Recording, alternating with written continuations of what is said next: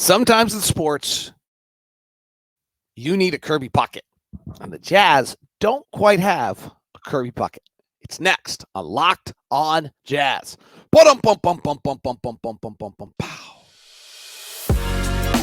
You are Locked On Jazz, your daily podcast on the Utah Jazz. Part of the Locked On Podcast Network, your team every day. How are you? I am David Locke, radio voice of the Utah Jazz, Jazz NBA insider. This is Locked On Jazz. Today on Locked On Jazz, we will look at the defensive disaster that was last night. Oh boy, did New Orleans put it on us, but they're crazy hot. Explain to you why no Kirby Puckett. Who's Kirby Puckett? Do a quick Google search. Don't do it if you're driving. Kirby Puckett and what happening there. I want to take some perspective on Keyonte George. Things are actually fine. Considering he's not had 3 great games in a row, but it is fine. And I will let everyone kind of look at that. The offense is super rolling, and there was a question left over from my midseason report on Will Hardy that I'm going to try to get to today. So that's the plan. If you are new to the show, welcome to Locked On Jazz. I am David Locke, the radio voice of the Utah Jazz and Jazz NBA insider, and this is Locked On Jazz. It's our daily podcast on the Utah Jazz, giving you insight, expertise, geeky numbers, and hopefully making it way better to be a Jazz fan each and every day. The really cool thing is that we are free and available on all podcasting apps, no paywall, nothing of the sort. There for you. So if you get a chance, please hit the follow or subscribe button. If you're on YouTube, please give us a thumbs up. That really helps a lot in all the algorithm stuff. Since we've started doing that thumbs up, our numbers are way up. So that's good for you. I'll explain that why in a second. And hit that little bell button that notifies you when we'll let you know when shows are launched. The Wednesday edition today is brought to you in part by FanDuel. FanDuel makes every moment more right now. New customers get $150 in bonus bets guaranteed when you place a $5 bet. Visit FanDuel.com/lockedon to get started. You know why it's beneficial for you to give a thumbs up if you're on YouTube? It's because it helps the algorithm. More people watch, and then less people are idiots at the office because they listen to the show. And so then they're smarter about things because of the fact that they listen to the show. That's the theory there, at least in part. All right, so we got hammered last night. New Orleans is really good. If you were listening to our broadcast, we opened it up. They were the second best offense in the NBA the last 10 games. I would guess they're the best now. We were the third best offense in the NBA, and it looked like it. And that was, pretty extreme. They ended up with an offensive rating last night that I believe was the 5th best offensive rating or 6th best offensive rating of any team in the NBA all year last year. This year, 145.7. Phoenix against Miami in November, Boston against the Clippers December 23rd, Indiana against Miami December 2nd, Denver against Houston on the 29th, and Sacramento on the 20th. Pretty good teams, by the way. The teams have all got hit by this are Sacramento, Houston, Miami, Clippers, Minnesota, and Utah. Right? Not a lot of Washington, Denver, Detroit, San Antonio, and Charlotte in there, interestingly enough. So, our defense wasn't good. The transition, I was aghast a little bit on the broadcast last night. They just kept running by us, right? And Will Hardy, after the game, said, hey, we just didn't play hard enough. We're doing a lot of things well. We're still connected. The offense was still great. We'll talk about that. But really, truthfully, we just weren't we weren't connected. We weren't playing hard enough. And this leads me to kind of one of the great kind of sports stories of all time. And I think it's relevant. So the Minnesota Twins back in probably the early 90s had a roly-poly center fielder, Hall of Famer named Kirby Puckett, who happened to be my favorite player. Many of you are 50. He's probably your favorite player. He was the guy, I don't know who the comparable. He ended up having some off-field problems along the way, so maybe it was John Morant, but he was just kind of everyone's favorite player. And they were down 3-2 in the World Series against the Atlanta Braves, and he walked in the locker room that night, and he said, all right, you guys don't worry about it. Get ready for tomorrow. I'll take care of tonight. Baseball player. And turned out, if I remember correctly, it's a 1-1, 0-0 game, 9th inning. Kirby Puckett robs a home run to keep the game alive. And then I think the bottom of the 10th off Charlie Leibrandt, he hits a home run to win it. And then they go play game 7 and they win. And I'm sure every single guy on that roster on the Minnesota Twins that night played as hard as they possibly could have, and they were totally engaged. It was game 6 of the World Series. But there's something about having a guy who can walk in the locker room and say, like, hey, don't worry about tonight, I got it. And it doesn't even have to be obvious. Like, if you're on the Philadelphia 76ers, Joel Embiid's got tonight, don't worry about it. If you're on the Boston Celtics, Jason Tatum's kind of got tonight, don't worry about it. If you're on the Denver Nuggets, Nikola Jokic got every night, don't worry about it. Doesn't mean you don't play hard. But you probably have a little less stress and a little less burden and a little less of all these things. Because you got that guy. If you're on Milwaukee, you got Giannis. Got a little Dame, too. We don't have Kirby Puckett. We have really nice players. We've been playing collectively. We've been playing beautifully together. Vastly improved. Super cool. We don't have that guy. We don't have the guy who, when you walk in the locker room, Lowry's pretty awesome. And you look around and you say to yourself, like, oh, yeah, we're all right tonight. He's here. Lowry's not quite there yet. He's pretty awesome. 8th most impactful offensive player according to points gained. Pretty credible physical specimen. But we've talked about it. He doesn't totally create his own shots. Needs other things. Like the Jazz have been playing brilliantly with this collective juice and this collective energy and this fabulous togetherness. But it's a lot of effort on everyone's part every single night. Because they don't have Kirby Puckett. Whereas Tyrese Maxey can kind of go off, or Tyrese Maxey might not go off, and they're probably all right either way. It's a great luxury. But, like, frankly, we talk about this a lot. Like, the Jazz goes, Jordan Clarkson goes. Well, that's a hell of a burden on Jordan Clarkson every single night. And last night, Jordan looked tired and frustrated. There's absolutely no other way to say it. He just looked dead. He just had a really tough second quarter. He's a great player. But, like, he's a great player. I'm a huge Jordan Clarkson fan.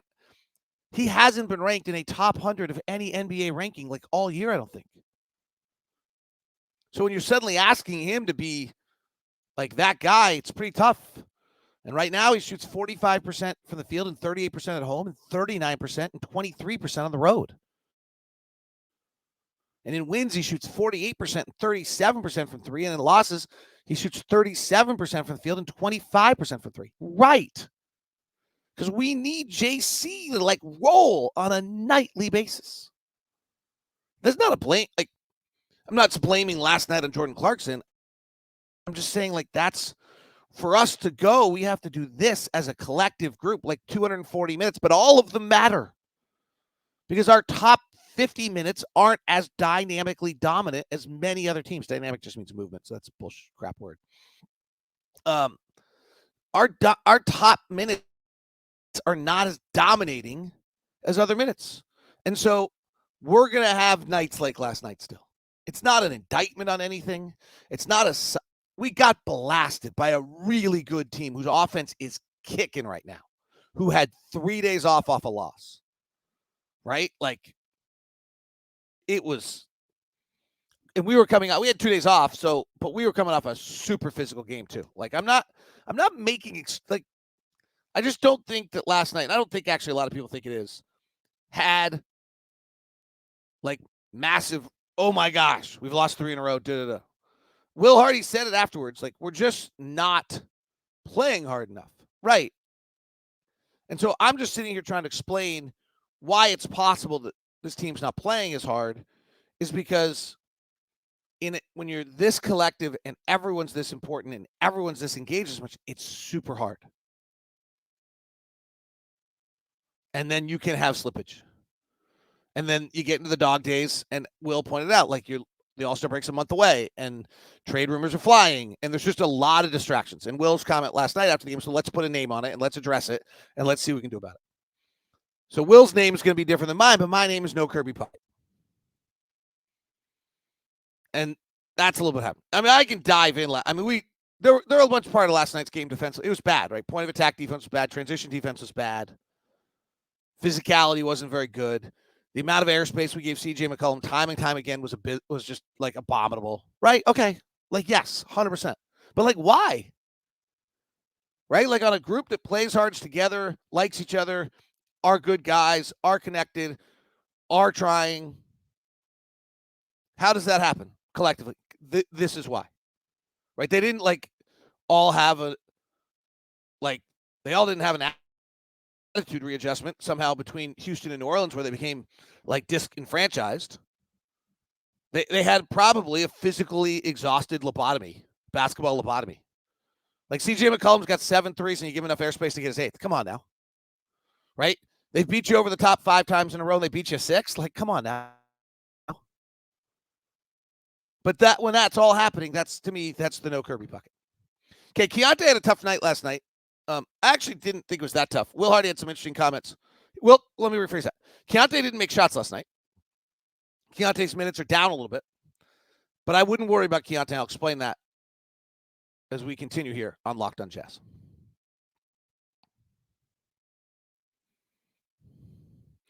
Today's edition of Locked on Jazz is brought to you by Hungry Root. This is a really neat product. In fact, I was in the car the other day with my wife, and I was like, hey, could you check this out? Like, they're a new sponsor, and I was interested if you wanted to have anything involving Hungry Root. And then she's like, well, it's just a food delivery thing. I was like, I don't think so, hon. Like, really look at it. And she was like, oh, wow, this is really cool. So Hungry Root makes it easier for everyone to eat healthy. They support all the major diets and lifestyles, including gluten-free, vegan, vegetarian, dairy-free, low-carb, and others.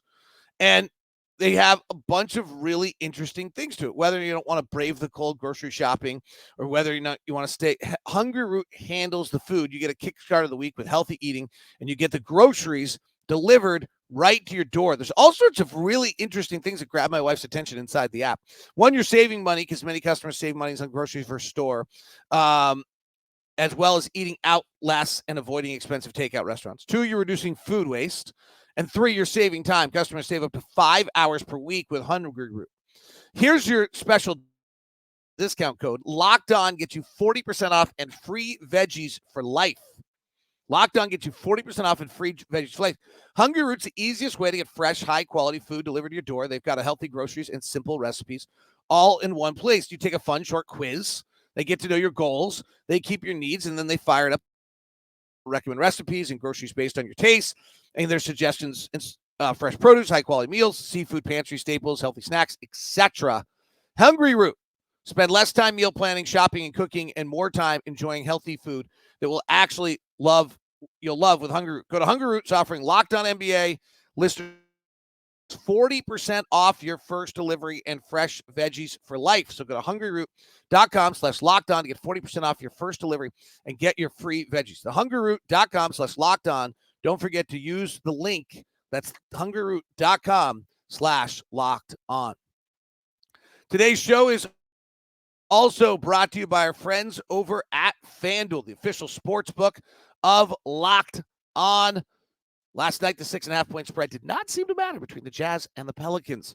FanDuel right now for brand new customers has a special deal for you. That is FanDuel. If new customers get $150 in bonus bets guaranteed when you place a $5 bet. That's $150 in bonus bets, win or lose. Same-day parlays. Find the bets in the new Explore tab. Make a parlay in the Parlay Hub. So visit FanDuel.com/lockedon to get your first bet a layup. FanDuel's the official partner of the NFL and official sportsbook of Locked On. Go to FanDuel.com/lockedon to get your $150 in bonus bets when you place your first bet.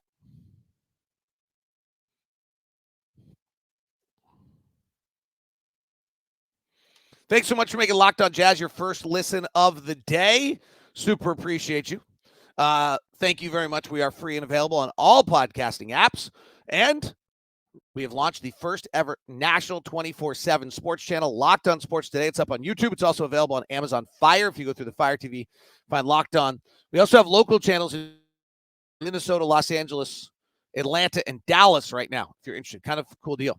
Jazz sitting at 10th in the playoff picture right now at 22-23, same as the Lakers. Notch ahead of the Rockets and the Warriors. All right. Let's talk about Keyonte for a second. So I made the comment the other day, like I saw something I didn't like. And I only really did that because I just don't think he should get a free pass. Right? Like I talk about all the things we love about Keyonte. We're super excited about him. 16th pick of the draft. And I just don't think it does any value to just like give a guy a free pass all the time. Because to some extent, you don't see him improve. But I think we have to put a perspective on Keyonte. And let's put the season, he's not going to quite play 80 games, but let's put the season into 4 20-game sequences. And I think the first and the third are going to be the most difficult. So the first, you have no idea what's coming. You're just stunned by the speed and the size and the shooting windows. And then you adapt, and then you get tired. And then, frankly, the last quarter of the season in the NBA is just not as hard to play. There's a lot of guys not playing. There's a lot of guys out there that are maybe not as hot. They're getting a chance to play in the NBA. The last 20 is just not as hard a time.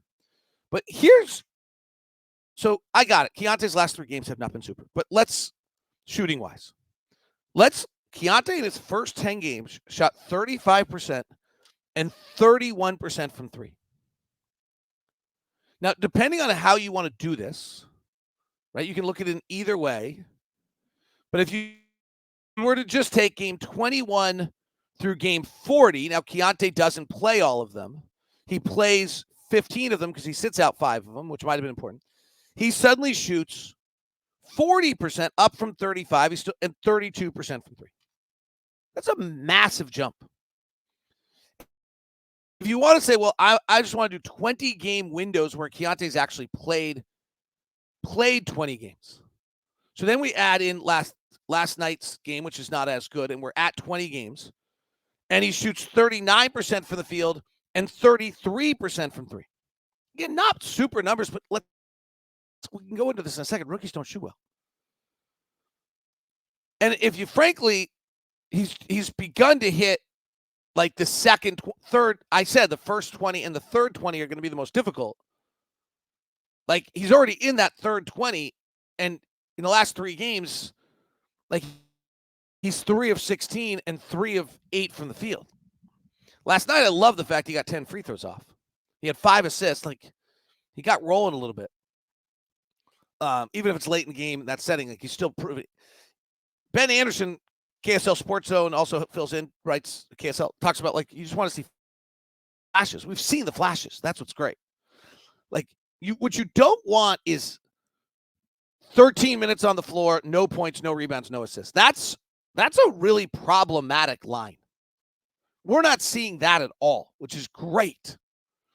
The Jazz are getting out of Keyonte like impact. And Will Hardy last night was really interesting when talking about Keyonte. Let me see if I can find my notes on it pregame. He said, this little book has every shoot around, every press conference, a lot of pregame broadcast notes. It's kind of a fun little book. I keep them all. Don't know what anyone's ever going to do with this book. When I die, nothing. So I don't know why I keep all of them. But he said, hey, we don't want to be shy. Don't be careful and perfect. And, don't try to not make mistakes. Will's, we're really happy with what Keyonte's doing. The league is an every night business, and that's what he's learning. And that's super hard. It's mentally and emotionally. I think he's hit the rookie wall. It hits, I said this week all along. It's not a physical thing per se. Like he can play 15 minutes a night. He probably feels fine. And he probably has no idea how mentally and physically exhausted he is. Rookies the next year always come back like, oh yeah, I think there was a real thing to Ochai last year that he got to play G League for the first half of the year. And then after being traded and all the things that took place, and the thing for Will last year Walker last year that, he got halfway through the year and then he got kind of thrust into it. And then he got kind of half a season. Like Keyonte said to Ryan Miller, who's on the road traveling this week, that, high school and college last year combined is not as many games as he's played this year. So I think he's it, but I think you see, like, just if you look in 20-game stretches, I think you really see a lot of growth. And the irony of this, by the way, is I did this yesterday and just wasn't a show. If you take going into yesterday's game, he's 40% from the field and 33% from three. Yesterday with 1 for 8 doesn't help, which would be a 5% increase on his overall shooting and a 2% increase on his three-point shooting. That's super good in more minutes. So it's subtle and it's game by game, but that's what to expect. This is the 3 rookies this year that I can think of that have actually can shoot the ball and make shots right now, where the ball's going in. Brandon Miller, number 2 pick in Charlotte, is shooting 44% and 38% from 3. Super impressive. Bilal Coulibaly has played 1,000 minutes. Super impressive. And is shooting 47% and 40% from 3 for Washington. Cason Wallace has played 900 minutes and shooting 51% and 42% from 3. Those are all top 10 picks. And then I guess Jordan Hawkins should be included, the 14th pick of the draft, 42% and 39% from 3. Jaime Jaquez, 51%, 35% from 3. And that's a 4-year player. And Podziemski for the Warriors, 46% and 39% from 3. So that's a few more than at 828 minutes. That's a few more guys than I had remembered. I'd forgotten Jaquez and Podziemski. Podziemski is considering they aren't as young. But the young kids of the guys who spent like a year in college, there aren't many of them that are shooting well right now. Like Jordan Hawkins is not a youngster. He's 2 years in college, but he's 22 years old, I think, at the end of the season. He's really a great shooter. Good pick. 14th pick of the draft. So I think when you look at it and you look at minutes played, Keyonte's 7th in the rookie class in minutes played. And we'll see how it plays out. By the way, win share in the class, finally we're getting some guys with positive win share. It's taken a long, long time. Value over replacement level, we've got like one guy, Victor Wembanyama, and ironically enough, Trace Jackson Davis, who seem to be and Brendan Podziemski, who seem to be actually having a minor win share impact. It's hard on rookies. But my point on this, I don't know if I was clear, but my point on this is that you got to look at him in increments. And I thought he got a really good pass on the second increment. And this third increment is going to be hard for Keyonte. And there are little things that I think are just signs of mental fatigue, right? I talked about the other night, he tossed the ball on the wing and they just never ran his route. Like he just jogged into his route. It was like really noticeable. Like, okay, well, that's not who he is. So that's fatigue, right? Getting picked by Aaron Holiday and not necessarily fighting back. Like that's just fatigue. So he'll be fine. I mean, let me rephrase that. He's got a long way to go. He's got to get better. Ball's got to go in the hoop. But what we're seeing right now is nothing that I would be concerned about. How's that? Like, this is the natural process of a guy. And the worst thing that could happen is if Keyonte suddenly starts playing 16 minutes and has no points, no rebounds, or no assists. Like, he's not having an impact. He's playing so cautious to not make mistakes. That would be the worst thing. So, as long, like, 1 of 8's fine. Because I actually thought all 8 were good shots last night. 10 free throws is great. All right, the offense is pretty awesome right now, and it's pretty crazy that it is that awesome. And we're going to dig into why that's so crazy when we continue here on Locked On Jazz.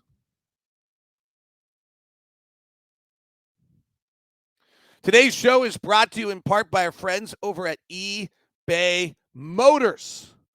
Millions of parts for your ride or die. eBay Motors. It's got it for you. Pretty incredible site. If you've never been to eBay Motors or experienced eBay Motors and you're a car person, I have just made your day way better. Yes, because eBay Motors has not tens, not thousands, not hundreds. That's the wrong order. But millions, 122 million parts for your ride or die. You always can find exactly what you're looking for. And then eBay has the eBay Guaranteed Fit, which is your part guaranteed to fit your ride every time or your money back. Because with eBay Motors, You're burning rubber, not cash. With all the parts you need at prices you want, it's easy to turn your car into the MVP and bring home the win. So keep your ride or die alive at ebaymotors.com. Eligible items only. Exclusions apply. eBay Guaranteed Fit is only available to U.S. customers. Check it out. It's eBay Motors and the eBay Guaranteed Fit for life.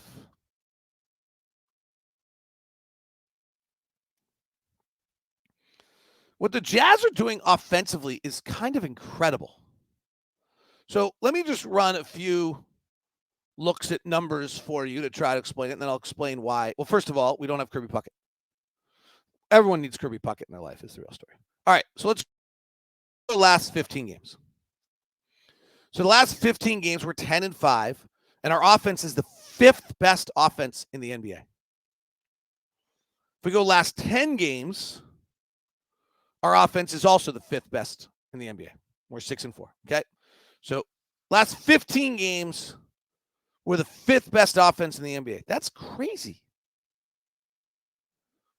We are doing it without shooting the ball well. We're not badly, but not great. I'll explain here in a second. In the last 15 games, we're the 12th best shooting team in the league. Well, we must just be kind of unnaturally hot from three then, right? In the last 15 games, the Utah Jazz are 21st in the NBA in three-point shooting. 35.3% on our threes. The lowest in the league is Brooklyn and Atlanta. Then Chicago and Houston are 34. And then Washington's at 35. Miami's at 35. Or 34. Miami's at 35. Orlando's at 35. Memphis at 35. San Antonio's at 35. We're at 35.3. So we're 21st in the league in three-point shooting. But we've just changed kind of a lot of who we are.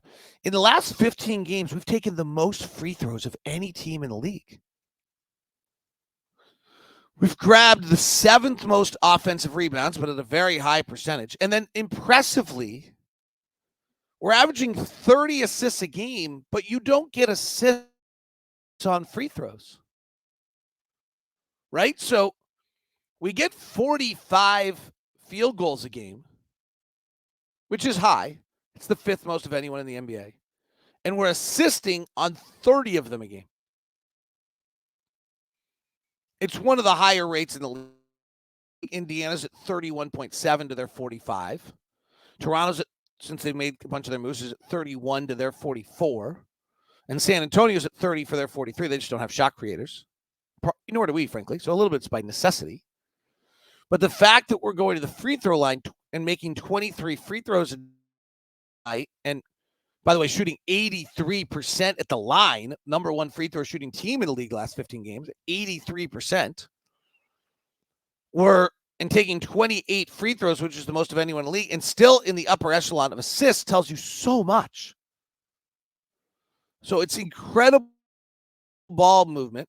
It's incredible commitment to different things. And when I talked to Will Hardy last night about this pregame, what Will's comment was we've just found different ways to score on different nights. That they're attacking more in transition, but if that's not there, then they're being able to get things. They're getting the rim more. Just a lot of different approaches to what they're doing as a team right now, which is pretty impressive.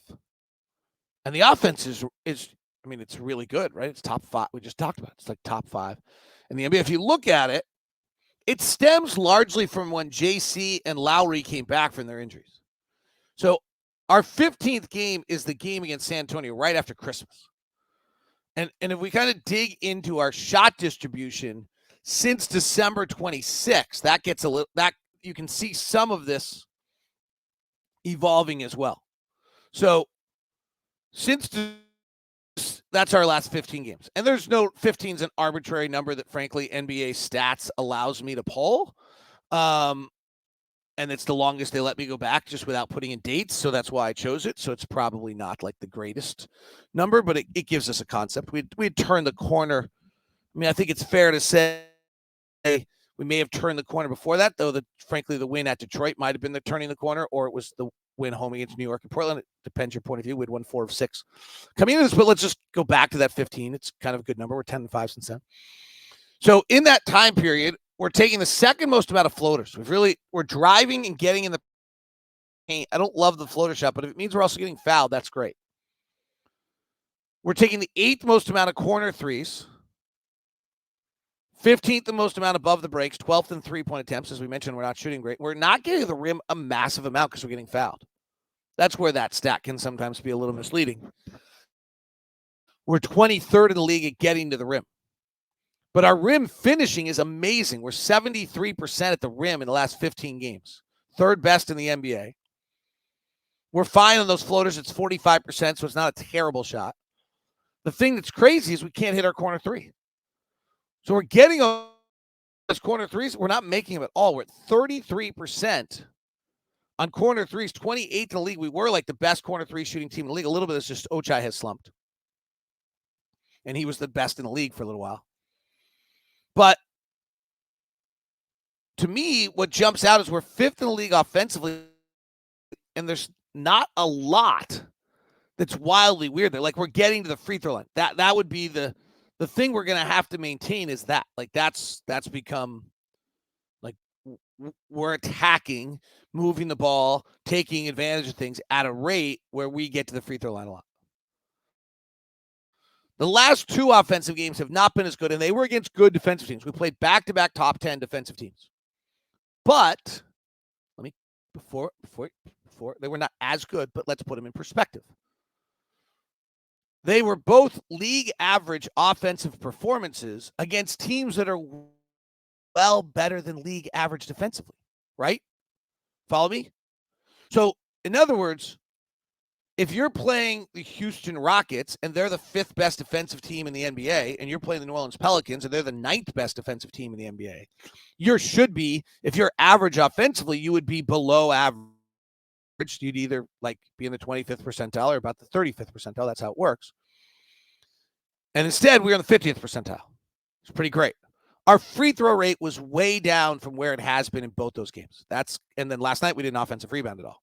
Weirdly, like had 0 offensive rebounds in the first quarter, 2 at the first half. But other than that, really, since depending where you want to go back, we've had some monster offensive games. The only bad offensive game we had was against Boston. And then the last 2, we've been like right on league average, but league average against good defensive teams. So the offense is really churning right now. It's pretty incredible. And it's a combination of getting to the free throw line. We've been above average getting the free throw line in every game since January 1st, other than the Houston game. And then we're above average in every single game offensive rebounding other than the Boston game, except for last night. We still turn it over, but we've been shooting it great, and the offense is just really just revving.